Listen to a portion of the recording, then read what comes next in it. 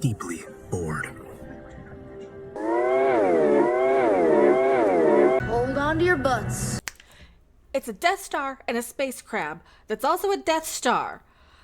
But it's a space crab. I find myself constantly questioning Captain Varel's orders. Report. There's a seismic disturbance in the planet's crust. Red alert. And this is a good episode. This is a positive review, and I know I'm starting off ragging on it because it deserves it for being a space crab that's also a Death Star that's a space crab Death Star thing.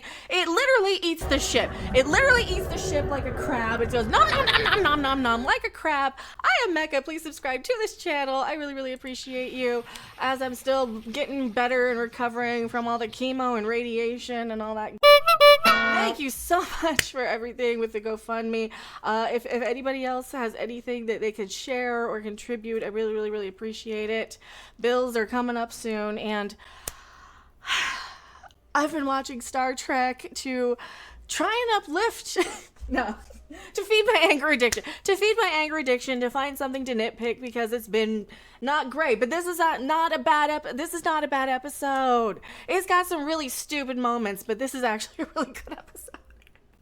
It's the Doomsday Machine. Of course it's a good episode. It's the Doomsday Machine. I'm not going to sit here and tell you how good the Doomsday Machine is. All hands, brace for... Because we know how good the Doomsday Machine is. It's a good episode. So... pretend they didn't see that and think that this is an original concept. It starts out so stupid. It feels like a backdoor pilot for a Paul Wesley Kirk series. It's like they're priming him for the next, to take over a spinoff. Deeply bored. And if you guys do that, I would like to be a producer or something on that, please. I've earned it and you know it. You know it. Come on. I lost weight, I fought cancer, I fought surgery, I fought radiation, I fought chemo. I'm still here watching Star Trek. For crying out loud, I deserve it. And you know what? It goes nom nom nom nom nom nom nom like a crab. Did I just snap? Did that Klingon boy band just break me permanently forever? And I'm actually sort of enjoying this one a little bit. Or is it just because it's the Doomsday Machine over again? Which is it? I don't know, because the space crab is ridiculous. Yeah, it feels like a backdoor pilot for a Paul Wesley series that they're going to try to, because we know how Pike ends up in the little chair. So we know we got 2 more seasons to put up with Strange New Worlds. Please be good. Please be good for the next 2. They're renewed for, till season 5. Then they'll probably come in if this new Paramount guy, oh, this is related.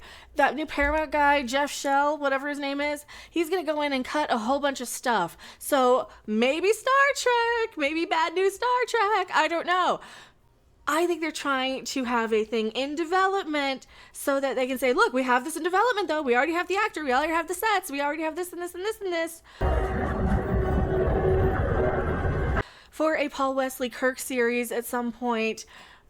Because why? We like the cast enough. Is it making any money for Paramount? Not as much as South Park is right now. South Park is going in and breaking all the rules and triggering everybody in the right way and the wrong way.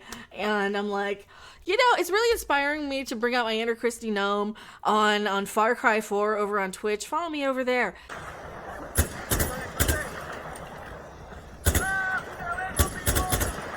So, shameless plug right there.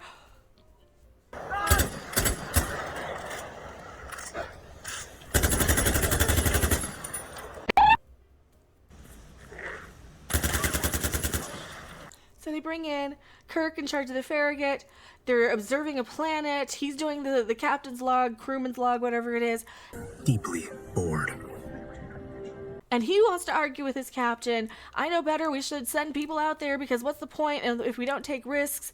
And lo and behold, the cautious Vulcan captain was right. Red alert. If they had sent a crew or some people down there for this geological survey, it would have exploded. Because why? A space crab sends a Death Star. All right, this is the bad part. This is the ridiculous part.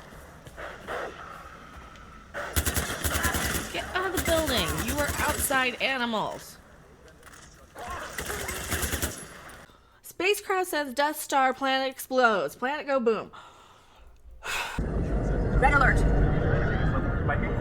Once the Enterprise arrives, they take charge, and it turns into the Doomsday Machine, this big morality play of, we're gonna destroy these people, are they monsters or not? Okay, so full spoiler, this is actually the really, really good part, is this morality play of the people from this space crab ship. It's a ship, but it's a space crab that goes nom nom nom and eats the Enterprise, which is ridiculous.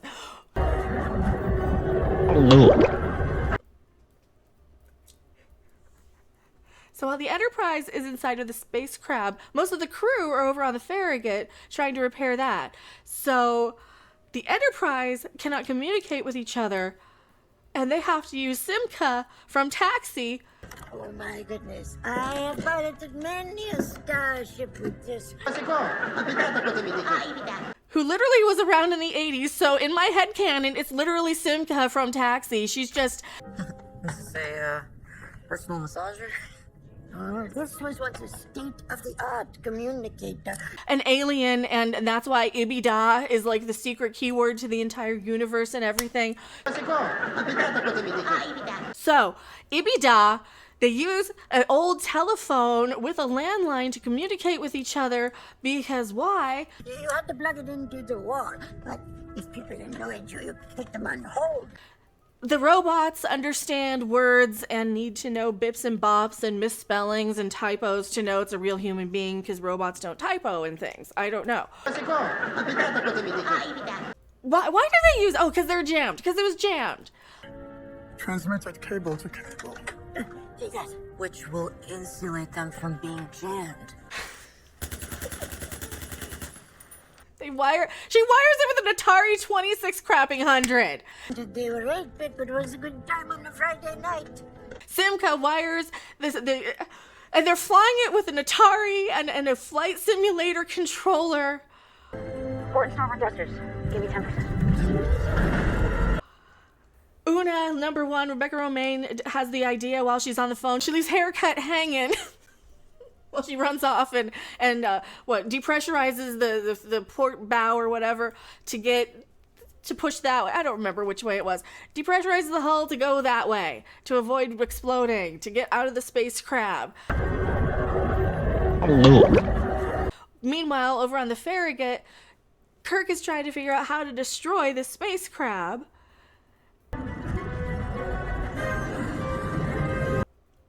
And then, spoilers.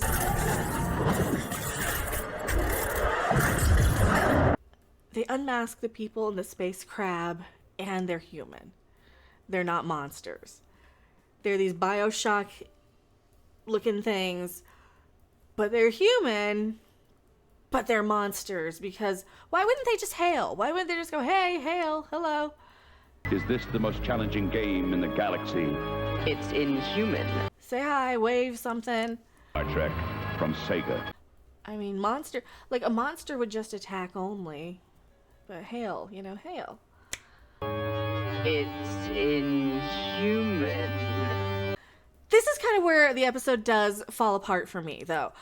They give no reason why the people in the space crab would just attack and consume. Because I think, okay, is this like a pre-Borg sort of thing where they're collecting people? No, they're not doing that. It's just Galactus going om nom nom to planets and blowing them up like it's a Death Star. So, ridiculous, kind of ripping off current theme. They probably ripped off more Galactus, I think, than the Doomsday Machine. I found this in our historical database. And all of that, probably, because I don't think they saw it. I really don't think they saw it. A group of scientists believed that Earth's environmental crisis was too severe to recover from. So they built a ship. I think they're trying to retcon in why they communicate by telephone on the Enterprise in the future. Will they? I don't know. They were the best of us. They never give us a reason why this crew of the space crab, who turned out to be the descendants from this crew who decided, they were the best and the brightest of the people on Earth. They were the best of us. There were a bunch of astronauts from about now time, from about like the 90s, 2000s. We barely put out the fires of the Third World War. And they were like the best, the brightest of us, and then they went off into space thinking that the planet wouldn't survive because it would just go boom and explode. 7,000 souls. The descendants of the original inhabitants. But they all went crazy and turned their ship into a space crab that Om-Nom-Noms planets and blows them up. Or ships, Om-Nom-Nom ships and blows up planets. Most optimistic, searching for a way, carry on the flame of life. Okay. The moral lesson of Kirk, like, we go through a lot of Kirk developing into how he becomes a captain, how he lives with consequences. There's a great Kirk and Pike moment where they're like, yeah, this moment will shape who you are in the future, and you can live with your consequences. No, you let me learn a very hard lesson. And as any good leader, you're gonna lose people. You're going to have to make the tough decisions. That part is actually done really, really well. The speech between Spock also has a moment with Kirk about what to do and the command choices. And Kirk being so sure of himself that he knew what to do until he was put in that position. Don't stop now. You rightly dismissed 2 flawed courses of action, but time is short and we require a new plan. That part's really well done. When it's not Atari 2600 Simka from Taxi and space crab om-nom-nomming starships and a Death Star. Star Trek, the game. So, I was very entertained. That is how I'm scoring these. Was I entertained like it's Mystery Science Theater? It's inhuman. Yes. Heck yes. This is a 8.5 out of 10. Yes, I enjoyed the crap out of this one. Yes, it's ridiculous. Yes, it had some Star Trek-y moments. You know, I'm not too sad that I have to sit through 2 more seasons of this. Deeply bored. Now that it's here, I don't know. Maybe it broke me. Maybe not. Maybe It's inhuman. there's nothing else to watch. And I'm playing too much Far Cry 4, shooting every stupid dog that comes into my path because I just keep getting attacked by them. I am Mecca. I will see you on the next video, live stream, or wherever. Follow me over on Twitch, and I will see you guys later. Don't let the planet go boom. Then we should